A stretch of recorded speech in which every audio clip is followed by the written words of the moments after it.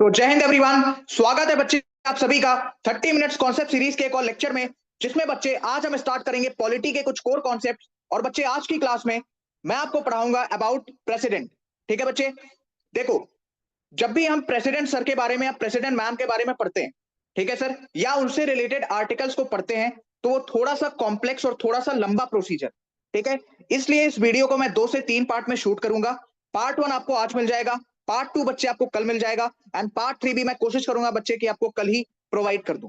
ठीक है, आराम से हम चीजों को पढ़ेंगे, डिटेल के साथ पढ़ेंगे एंड विथ कॉन्सेप्चुअल क्लैरिटी पढ़ेंगे। तो चलिए बच्चे स्टार्ट करते हैं। हेडिंग डालिए बच्चे, हेडिंग डालिए सर। पार्ट 5, पार्ट 5 किसका sir? Of the Indian constitution. ठीक है सर, आर्टिकल 52 से लेकर आर्टिकल 151। बच्चे ये आपका मोस्ट इंपॉर्टेंट पार्ट है पूरी की पूरी पॉलिटी का, पूरे के पूरे कॉन्स्टिट्यूशन का, राइट। ये पूरा पार्ट बच्चे मैं आपको 30 मिनट्स कॉन्सेप्ट सीरीज के अंदर कवर करवाने वाला हूं। तो बच्चे आज हम देखेंगे about president, articles related to the president. ठीक है बच्चे, सबसे पहले मैं आपको प्रेसिडेंट सर या प्रेसिडेंट मैम से रिलेटेड हर एक आर्टिकल लिखवा देता हूं, सभी आर्टिकल्स आपको याद करवा देता हूं। उसके बाद हर एक आर्टिकल को मैं आपको डिटेल के साथ पढ़ाऊंगा। ठीक है बच्चे, डिटेल के साथ पढ़ाऊंगा, जिसमें बच्चे आज की क्लास में हम आर्टिकल नंबर 55 या फिर 56 तक डिस्कस करने वाले। चलिए सर, सर करंट प्रेसिडेंट कौन है भैया? बताइए sir, answers in the comment section. Current president कौन है भैया? Draupadi Murmu ma'am, right sir, Draupadi Murmu ma'am. Clear है?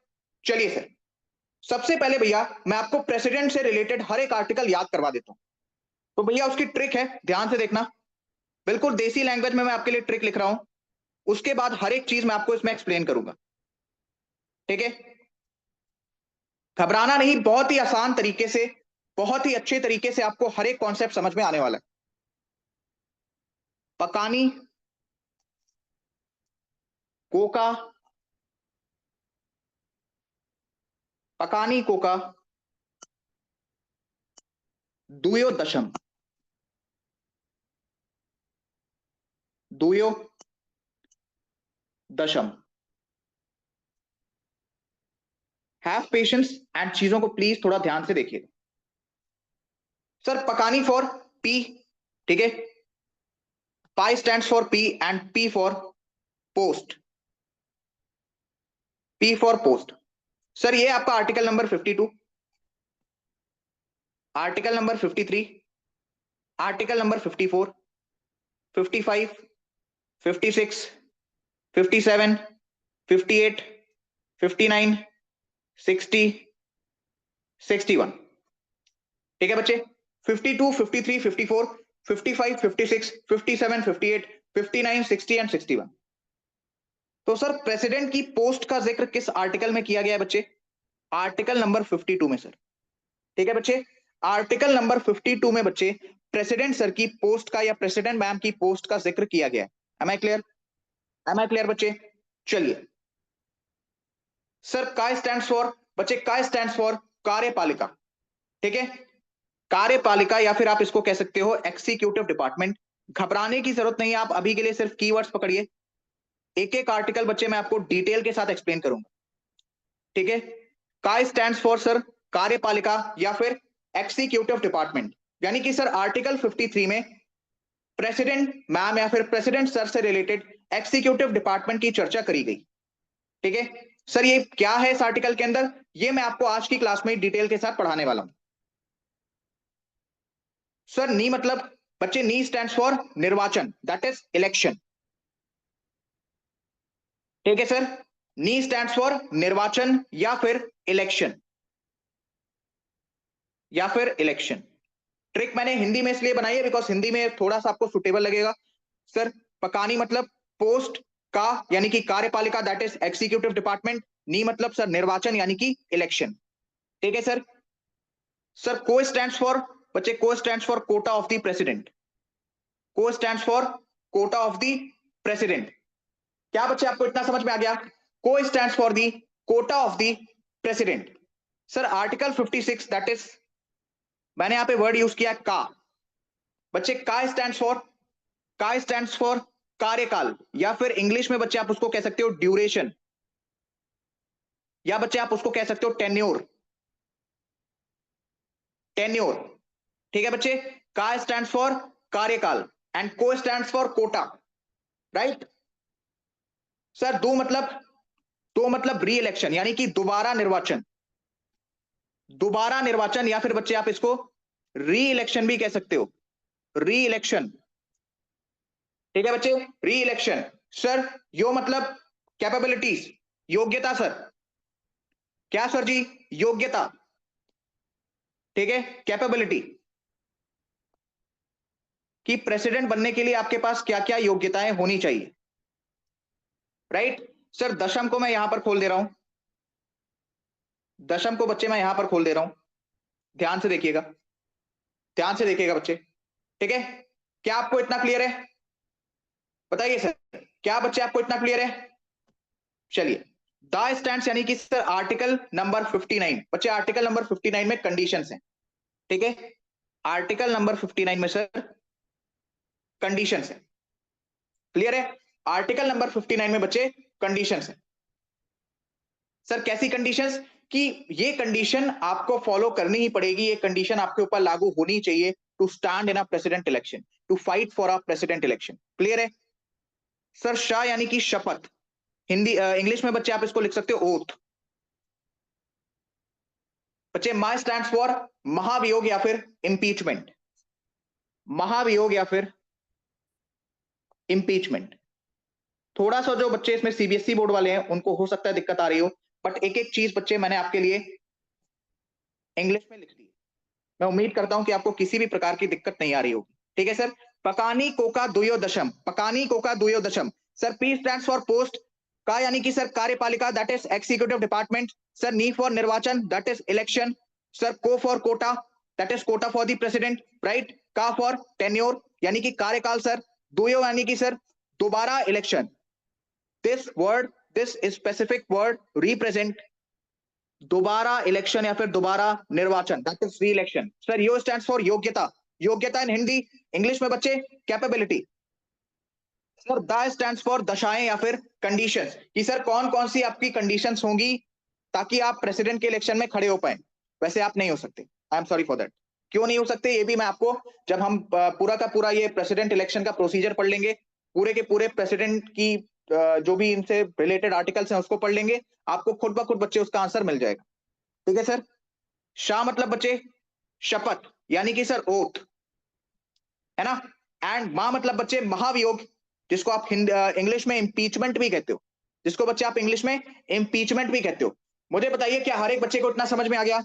अगर हर एक बच्चे को इतना समझ में आ गया तो प्लीज ये जो मैंने आपको ट्रिक बताई है दैट इज पकानी कोका दोयो दशम, आप इसको इंग्लिश में या फिर हिंदी में जिस भी लैंग्वेज में बच्चे आप कंफर्टेबल है, do mention it in the comment section, do mention it in the comment section. Am I clear? Am I clear sir? तो चलिए बच्चे स्टार्ट करते हैं। अब एक एक आर्टिकल को बच्चे हम खोल खोल कर पढ़ेंगे। ठीक है, एक एक आर्टिकल को बच्चे हम अच्छे तरीके से इन डिटेल के साथ पढ़ने वाले। सर हेडिंग डालिए बच्चे सबसे पहले article 52, article number 52, article number 52। ठीक है सर, आर्टिकल नंबर 52 में जैसा कि मैंने आपको बताया पोस्ट ऑफ अ प्रेसिडेंट के बारे में जिक्र करी गई, post of a president. Class में बच्चे पेशेंस रखिएगा, एक एक चीज आपकी क्लियर होगी। ठीक है, एक एक चीज बच्चे आपकी क्लियर होगी, बस आप पेशेंस रख के लेक्चर को ध्यान से सुनते रहिए। सर ये पोस्ट ऑफ अ प्रेसिडेंट कहां से लाया गया है? इसका सोर्स क्या है बच्चे? From Britain, from Britain, from Britain. Clear है सर? आगे बढ़ो, याद रखिएगा बच्चे president is the formal head of the country. ठीक है, औपचारिक head, formal head of the country. तो सर वास्तविक कौन होते हैं, यानी रियलिटी में कंट्री के हेड कौन होते हैं? That is prime minister, but formal head of the country is president. ठीक है बच्चे, formal head of the country is president. क्या हर एक बच्चे को इतना क्लियर है? क्या सर जी हर एक बच्चे को इतना क्लियर है? तो आगे बढ़ते हैं। आर्टिकल 52 में आपको सिर्फ इतनी ही बात जाननी, दैट्स इट। सबसे बड़ा बच्चे आपका इसमें पड़ेगा article number 54 and then impeachment की प्रक्रिया, दैट इज महाभियोग। उसके बीच में सारे आर्टिकल्स आपके छोटे छोटे ही हैं, आपको बेसिक बातें उसमें पता होनी चाहिए। तो सर आर्टिकल 52 में आपने पढ़ लिया दैट प्रेसिडेंट की पोस्ट का उसमें जिक्र किया गया है। बच्चे प्रेसिडेंट की पोस्ट लाई गई है ब्रिटेन से, एंड प्रेसिडेंट सर या प्रेसिडेंट मैम आपकी फॉर्मल हेड होते हैं कंट्री के। क्लियर है सर? चलिए आर्टिकल नंबर 53। बच्चे आर्टिकल नंबर 53 में मैंने आपको बताया था का, दैट इज कार्यकाल, that is in English executive department. ठीक है बच्चे, सॉरी इट्स नॉट कार्यकाल, इट इज कार्यपालिका। इट इज कार्यपालिका नॉट कार्यकाल, इट इज कार्यपालिका नॉट कार्यकाल। याद रखना, कार्यकाल बच्चे आपका कोटा के बाद आएगा। कार्यकाल बच्चे आपका इस कोटा वर्ड के बाद आएगा। कार्यकाल यानी कि सर टेन्योर, और यहां पर बच्चे पोस्ट के बाद आएगा आपका कार्यपालिका यानी कि sir executive department.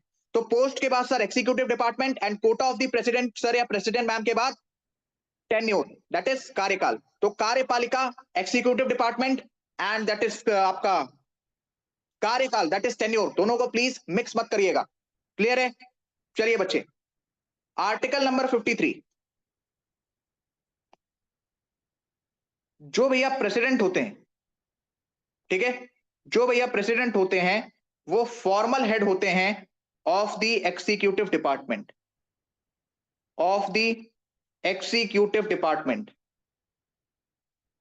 Formal head of the executive department. Article 53 में यही बात कही गई कि प्रेसिडेंट सर और president ma'am the formal head of the executive department of a country. Clear है? बताइए बच्चे, क्या हर एक बच्चे को ये चीज क्लियर है? तो सर आर्टिकल 52 आपने पढ़ लिया, आर्टिकल 53 आपने पढ़ लिया। अब बच्चे हम डिस्कशन करेंगे about article 54। Article 54 that is निर्वाचन, that is election of the president, that is बच्चे प्रेसिडेंट इलेक्शन,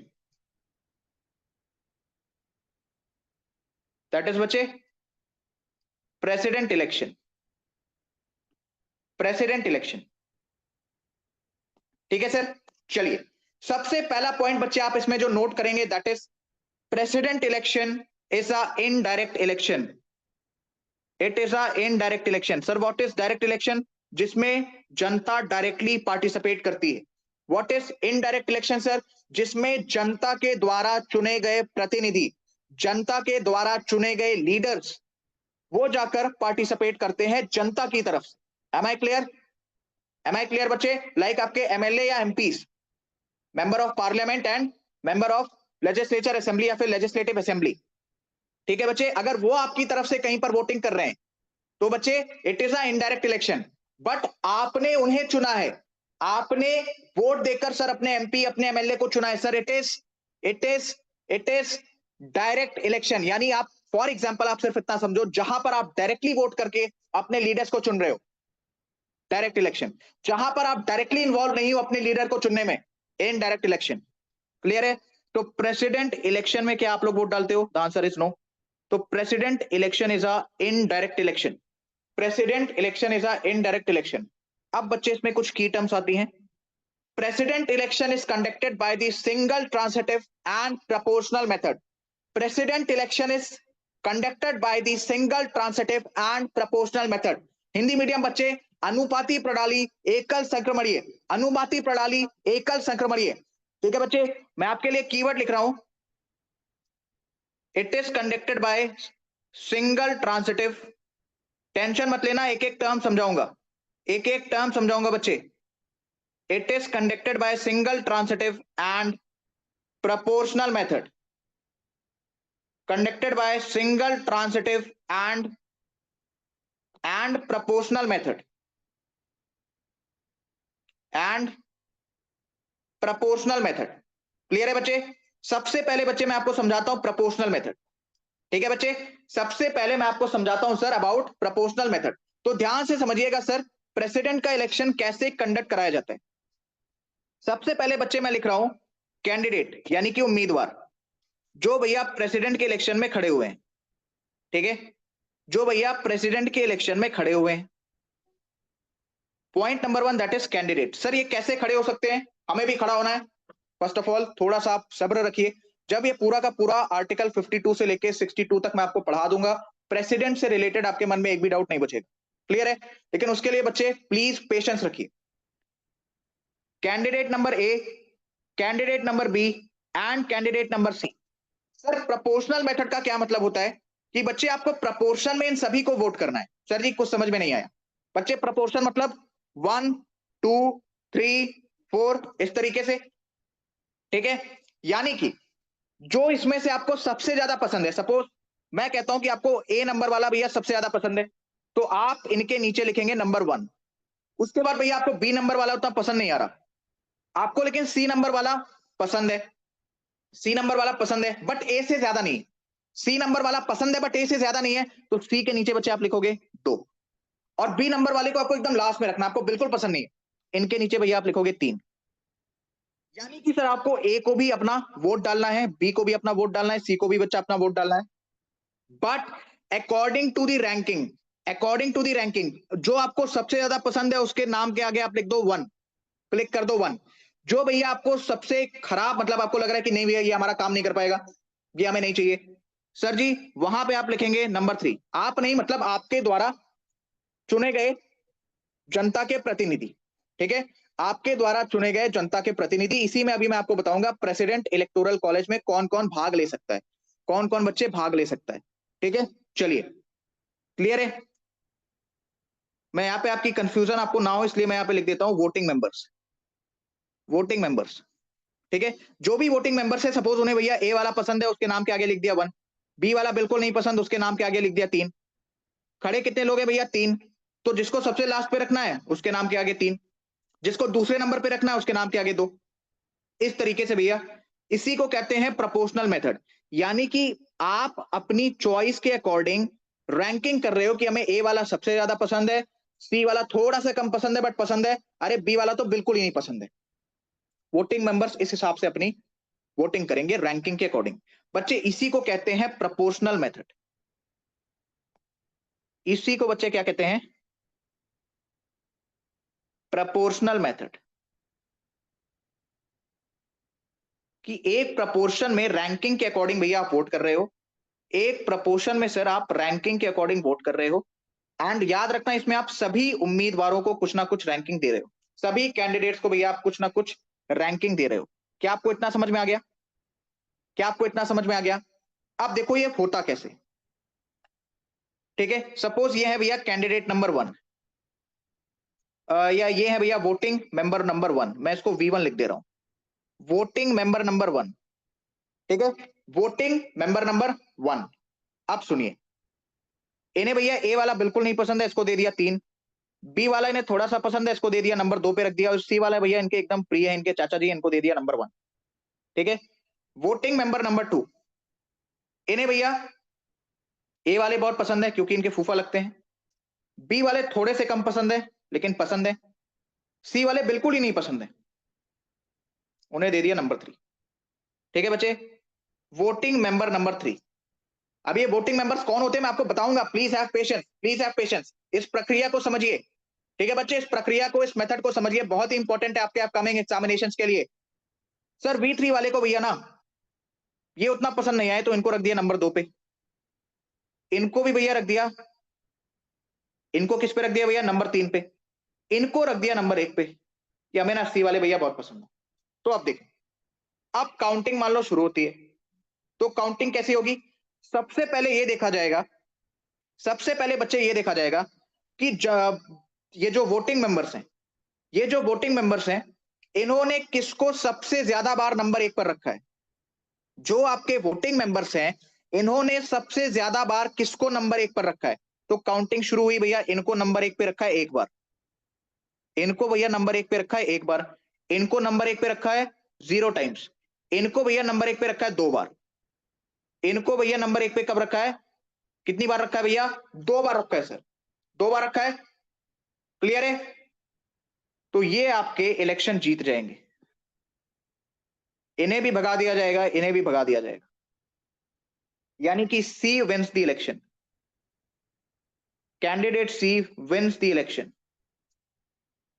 मुबारक हो भैया, कैंडिडेट सी आप प्रेसिडेंट बन गए, first citizen of India, right.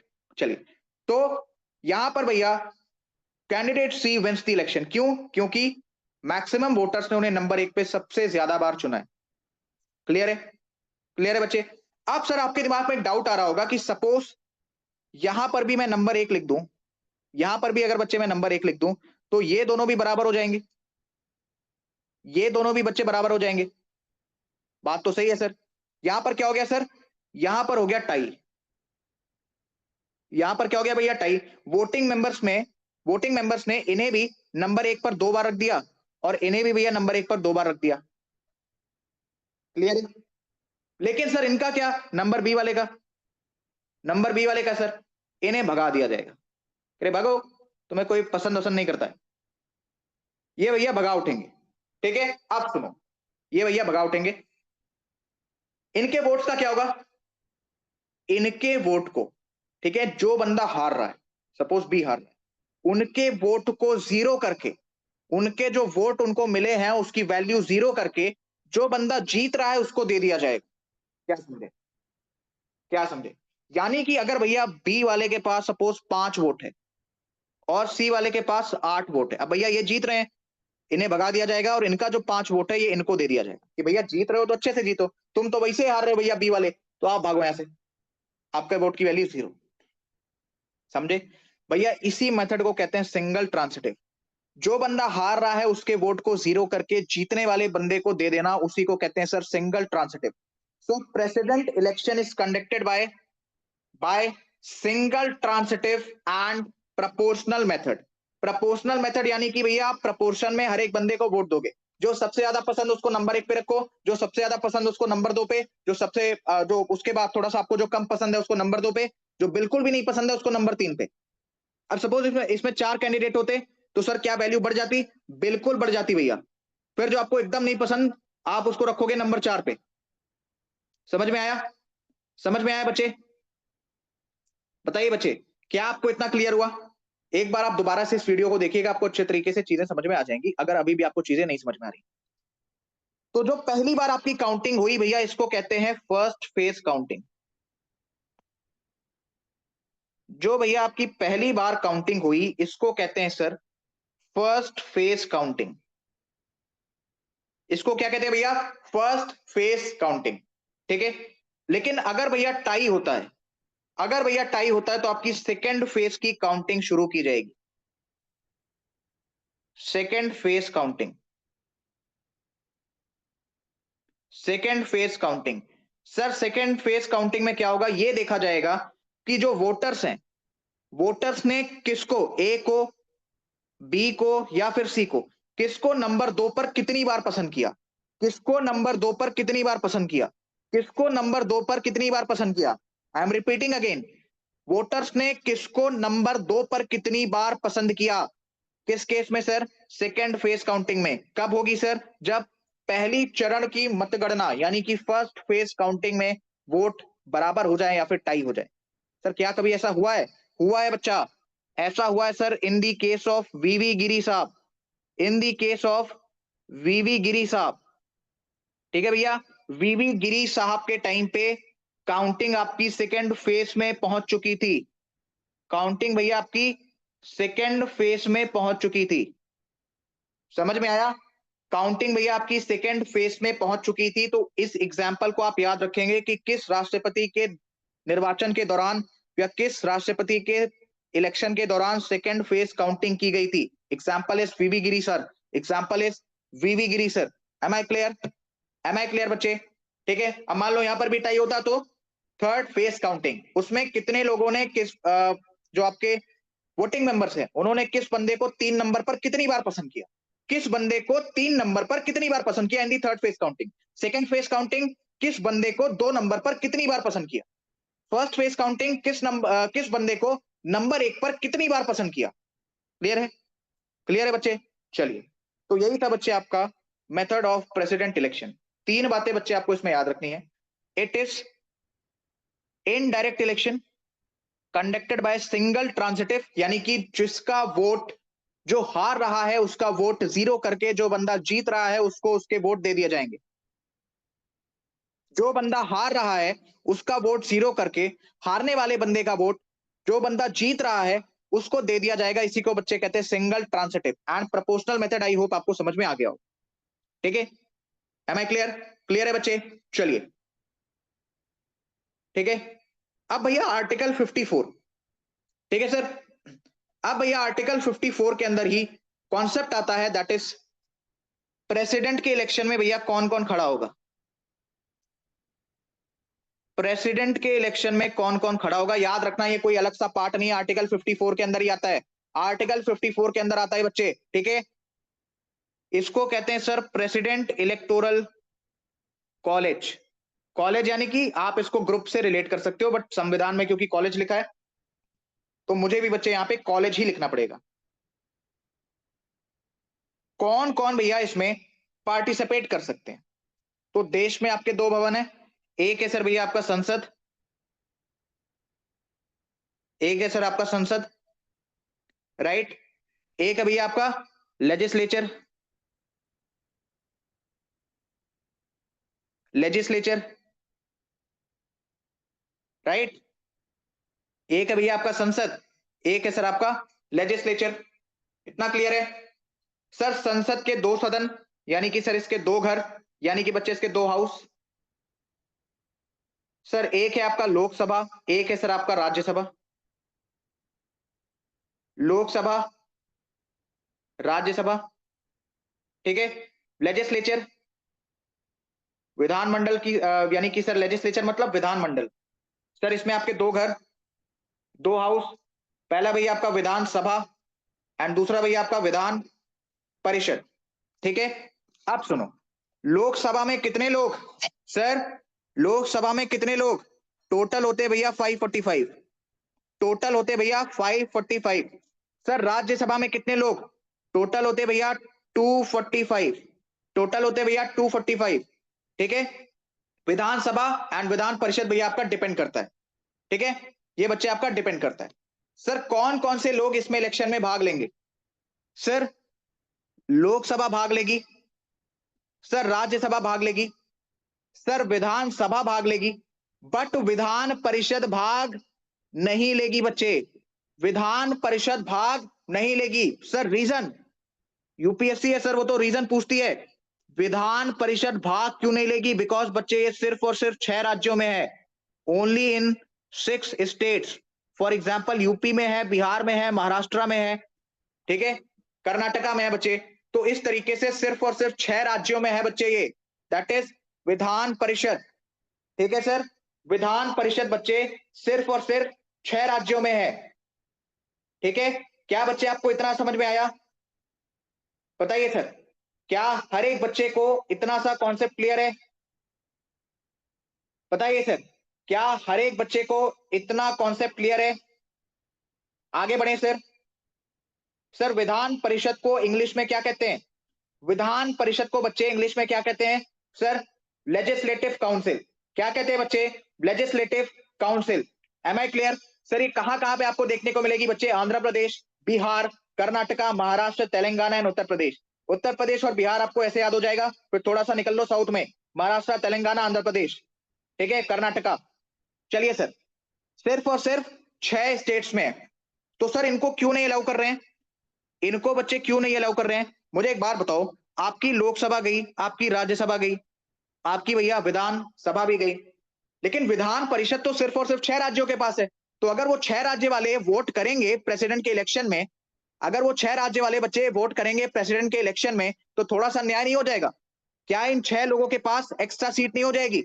इन 6 लोगों के पास थोड़ा सा एक्स्ट्रा पावर नहीं हो जाएगा वोट करने का? राइट, इसी वजह से भैया विधान परिषद को किसी भी प्रकार की पावर नहीं दी गई है कि वो प्रेसिडेंट के इलेक्शन में पार्टिसिपेट कर सकें। लेकिन कब तक? लेकिन कब तक सर? टिल, क्या ये परमानेंट है? नहीं बच्चे, टिल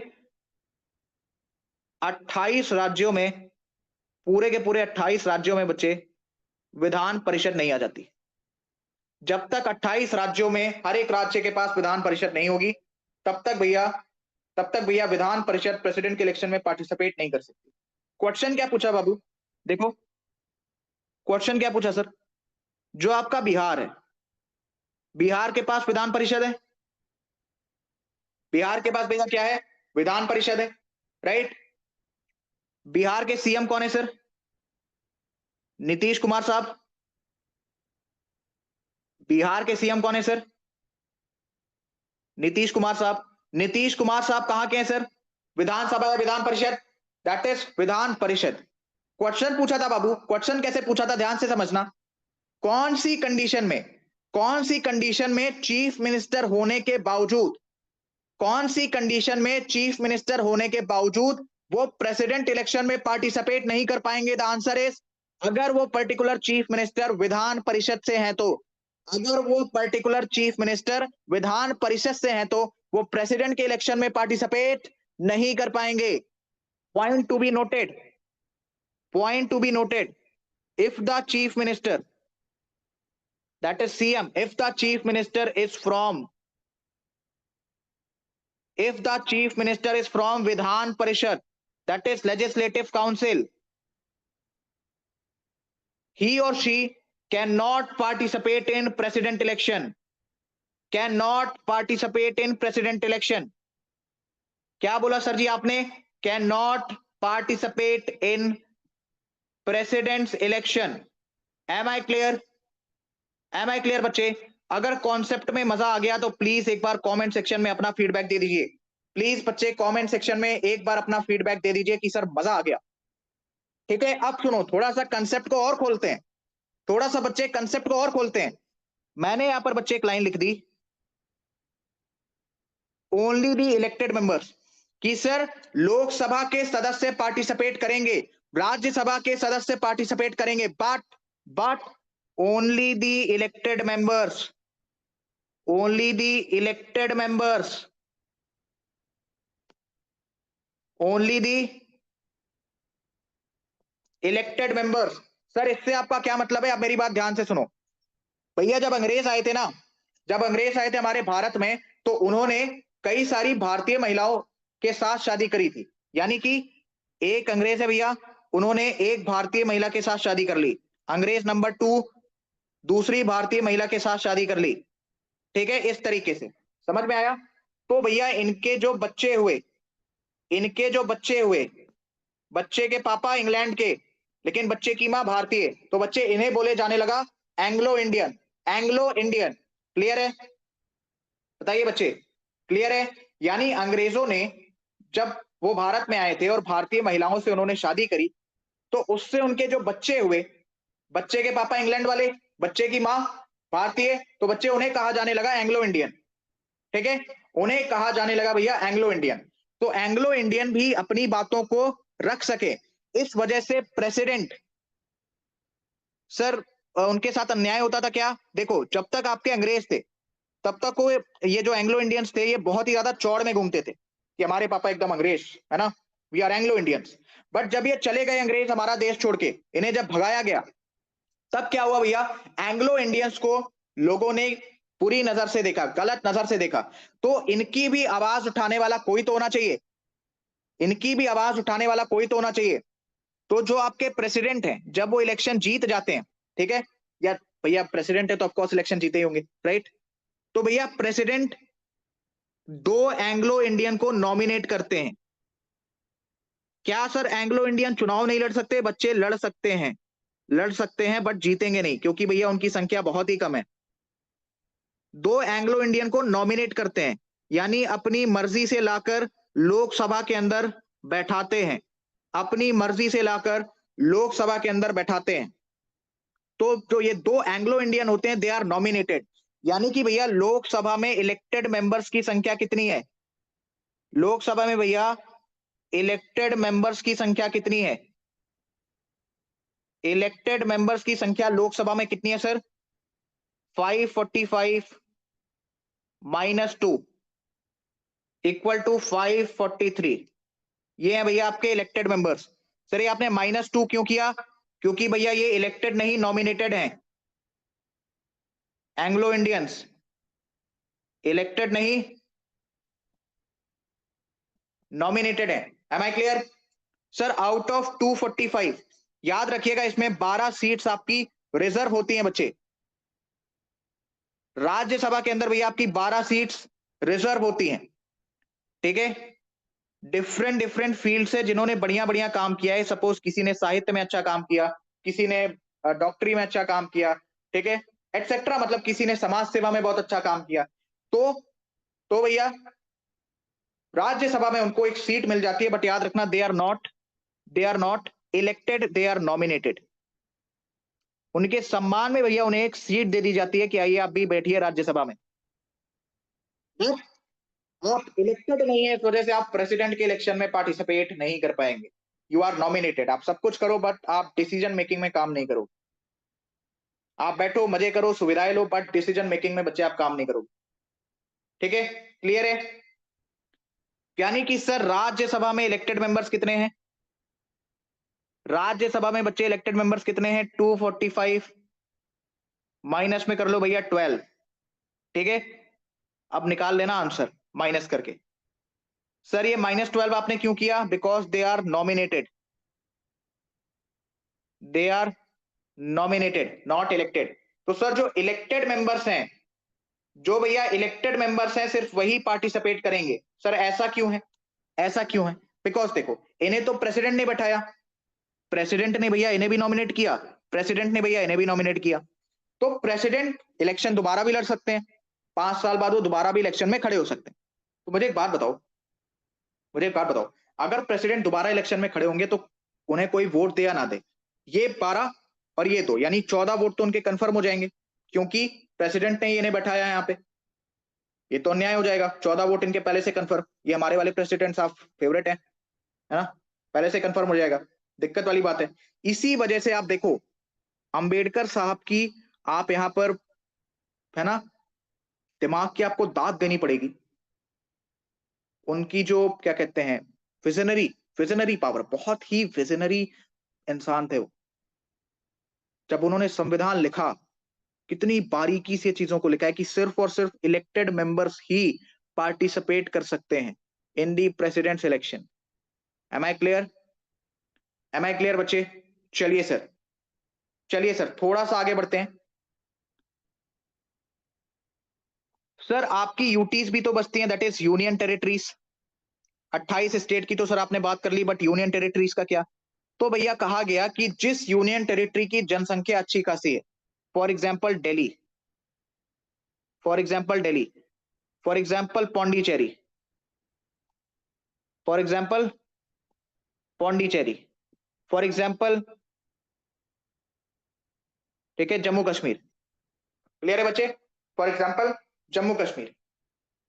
बच्चे यहाँ की जनसंख्या अच्छी खासी है, बताइए क्या सर यहाँ की जनसंख्या अच्छी खासी है? पॉपुलेशन अच्छी है सर। तो ये भी भैया, इनके भी जो क्या कहते हैं प्रतिनिधि हैं, वो इलेक्शन में यानी कि प्रेसिडेंट इलेक्शन में सर पार्टिसिपेट कर सकते हैं, राइट, पार्टिसिपेट कर सकते हैं। दिल्ली और पौंडीचेरी में भैया आपकी विधानसभा है, ठीक है सर, आपकी क्या है भैया? विधानसभा है। कौन सी कॉन्स्टिट्यूशनल अमेंडमेंट सर? देखो, point to be noted, point to be noted, 69th constitutional amendment के थ्रू दिल्ली में और सर पौंडीचेरी में, दिल्ली में बच्चे और सर पौंडीचेरी में आपकी विधानसभा बनाई गई, विधानसभा बनाई गई। बट 17th कॉन्स्टिट्यूशनल अमेंडमेंट के थ्रू, 17th कॉन्स्टिट्यूशनल अमेंडमेंट के थ्रू दिल्ली एंड पौंडीचेरी को president president electoral college, president electoral college में जगह दी गई। यानी कि भैया आप भी आइए और पार्टिसिपेट करिए इलेक्शन में। तो इलेक्शन में खड़े होने के लिए अनुमति 17th constitutional amendment, 69th constitutional amendment, Delhi और पौंडीचेरी में विधानसभा। आई समझ? क्लियर हुआ बच्चे? बताइए बच्चे, क्लियर हुआ एवरीवन? क्या हर एक बच्चे को भैया ये चीजें क्लियर हो गई? डन है? डन है बच्चे? तो आपसे मिलेंगे सर हम नेक्स्ट लेक्चर में, जिसमें मैं आपको इससे भी अच्छे-अच्छे कॉन्सेप्ट बताने वाला हूँ। अभी इस लेक्चर को मैं यहीं पर रोक रहा हूँ बिकॉज़ कोई भी लेक्चर बच्चे मैं 40 से 45 मिनट का ही बनाना चाहता हूँ, ताकि आप उसको आराम से 1.5x पे लगाकर 15 से 20 मिनट में कंप्लीट कर सकें। सर इसका पार्ट 2 आपको कल मिल जाएगा। इसका बच्चे पार्ट 2 आपको कल मिल जाएगा, तब तक आप इस पार्ट 1 को कंप्लीट करिए, ठीक है? और कल मैं आपको एक बड़ा ही अच्छी कॉन्सेप्ट समझाने वाला हूँ कि प्रेसिडेंट के इलेक्शन में भैया लगभग 11 लाख वोट पड़ते हैं। 11 लाख वोट। अब थोड़ा-सा अगर आप दिमाग लगाओगे, थोड़ा-सा बच्चे आप दिमाग लगाओगे, तो 545 इधर, 245 इधर, ठीक है? और विधानसभा, विधान परिषद मिला के आपके जितने भी हो जाएँ मतलब टोटल मिला के सर ये 3000 ही होते हैं। 2800 3000 के आसपास ही होते हैं। संसद का और लेजिस्लेचर का मिला के। यानी विधान मंडल का मिला के एंड आपकी संसद यानी कि पार्लियामेंट के मिला के लगभग 3000 2800 बंदे ही होते हैं। फिर भी वोट 11 लाख कैसे पड़ रहा है? ठीक है? वोट फिर भी 11 लाख कैसे पड़ रहा है? तो बच्चे इसका आंसर आपको मिलेगा कल की वीडियो में, ठीक है? इसका आंसर बच्चे आपको मिलेगा कल की वीडियो में। तब तक के लिए सभी बच्चों को जय हिंद। पढ़ाई करते रहिए सर। इंपॉर्टेंट कॉन्सेप्ट सीरीज को फॉलो करिए। आज उसमें मॉडर्न हिस्ट्री मैं पूरी कोशिश करूंगा कि खत्म हो जाए, ठीक है? 30 मिनट्स कॉन्सेप्ट सीरीज को फॉलो करिए, इकोनॉमिक्स की प्लेलिस्ट फॉलो करिए, ज्योग्राफी की प्लेलिस्ट फॉलो करिए, हैंडआउट्स पढ़िए बच्चे, मोस्ट एक्सपेक्टेड क्वेश्चंस की पीडीएफ पढ़िए बच्चे, ठीक है? एंड लास्ट में बच्चे मैं आपको जो मॉक टेस्ट दूंगा आप उसको फॉलो करिएगा एंड 13 तारीख के पेपर में आप एक बार अपना स्कोर जरूर से मुझे बताइएगा, ठीक है? तो बच्चे इसका पार्ट 2 आपको कल मिल जाएगा एंड इसमें हम कोशिश करेंगे कि प्रेसिडेंट इलेक्शन को पूरी तरीके से खत्म करें। साथ ही साथ बच्चे कल हम आर्टिकल नंबर 60 तक डिस्कस करेंगे एंड पार्ट 3 में बच्चे हम समझेंगे अबाउट इम्पीचमेंट। तो पार्ट 2 बच्चे आपकी रहेगी लगभग 45 मिनट की एंड पार्ट 3 आपकी जिसमें हम इम्पीचमेंट को समझेंगे बच्चे वो रहेगी लगभग 20 से 25 मिनट की। क्लियर है? क्लियर है बच्चे?